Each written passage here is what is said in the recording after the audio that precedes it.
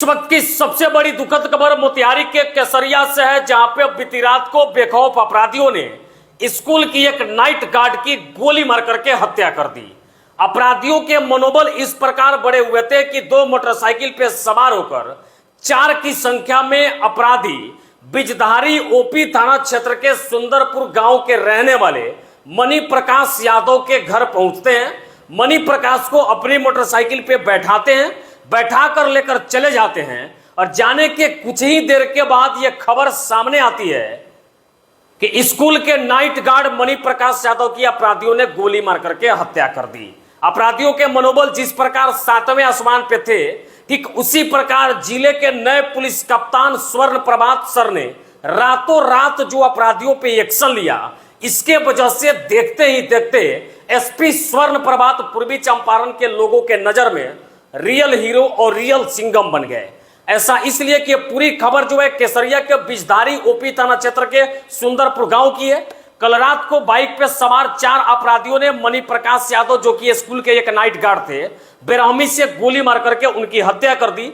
हत्या करने के बाद स्थिति परिस्थिति बिगड़ने लगी। गांव वाले गुस्से से लाल हो गए और प्रदर्शन करने के लिए लोग सड़कों पे उतरने लगे। तभी इस घटना की जानकारी चकिया डीएसपी को दी गई। तुरंत घटना स्थल पे चकिया डीएसपी भी पहुंचे। स्थिति परिस्थिति कुछ बिगड़ न जाए, हालात खराब ना हो जाए, इसके लिए पूर्वी चंपारण जिला में 9 पदस्थापित पुलिस कप्तान एसपी स्वर्ण प्रभात को इस घटना की जानकारी दी गई। घटना की सूचना मिलते कुछ ही देर के बाद एसपी स्वर्ण प्रभात सीधा घटना स्थल पे पहुंचते हैं, परिवार वालों से बात करते हैं और बात करके उनको समझाते हैं कि आपके साथ न्याय होगा, आप चिंता न करें। और ये कहते हुए स्वर्ण प्रभात ने गांव के लोगों को शांत कराया, गांव के लोगों को समझाया बुझाया, स्थिति परिस्थिति को कंट्रोल में किया।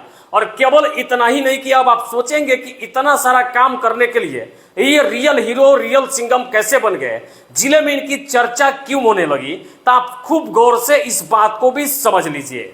घटनास्थल पे जाने के बाद मृतक स्कूल गार्ड मतलब कि नाइट गार्ड के भाई से जब स्वर्ण प्रभात सर ने बात किया, तो उनके भाई ने अपने ही गांव के 4 लोगों पे इस हत्या का आरोप लगाया। एक आवेदन लिख करके बताया कि ये 4 लोग नामजद अभियुक्त है जिन्होंने मेरे भाई की हत्या की है। उन सुंदरपुर गांव के ही रहने वाले शशि कुमार, सुबोध कुमार, मनीष कुमार और जिया लाल को नामजद अभियुक्त बनाया। मृतक के भाई की बात को सुनने के बाद एसपी स्वर्ण प्रभात ने तुरंत एक्शन लेते हुए यह कहा कि जिन भी 4 अपराधियों के नाम सामने आए जो इस हत्या में शामिल है, वे 24 घंटा के अंदर खुद को पुलिस के सामने सरेंडर करें। उन पे 25-25 हजार रुपए का इनाम घोषित किया जाता है। अब सोचिए, ये खबर सुनने के बाद आप भी कह रहे होंगे कि अब यूपी वाली कार्रवाई जो है बिहार में होने लगी है और इसकी शुरुआत जो है पूर्वी चंपारण जिला से हो गई है। इतना ही नहीं, स्वर्ण प्रभात सर ने यह भी कहा कि अगर 24 घंटे के भीतर अपराधी सरेंडर नहीं करते हैं, तब उनके घर की कुर्की जब्ती 24 घंटे के बाद की जाएगी। अब समझिए ये पूरी खबर की अगर एसपी साहब इस प्रकार जब अपराधी डाल चलेंगे तो ये पात चल के कार्रवाई करने की बात कर रहे हैं और इस प्रकार कर भी रहे हैं, तो सोचिए कि ऐसे पुलिस कप्तान जिला के रियल हीरो के नाम से क्यों नहीं जाने जाएंगे। पूरे जिले में इस बात की चर्चा हो रही है, घटना भी बढ़ी, इस पे एसपी साहब का एक्शन भी बढ़ा और बड़े एक्शन के बाद सच पूछिए अपराधियों को पुलिस के सामने पस्त होना पड़ेगा, उन्हें सरेंडर करना पड़ेगा, नहीं तो 24 घंटे के बाद कोर्ट में प्रे करने के बाद एसपी स्वर्ण प्रभात जो है अपराधियों के घर के कुर्की जब्ती की कार्रवाई भी शुरू कर देंगे।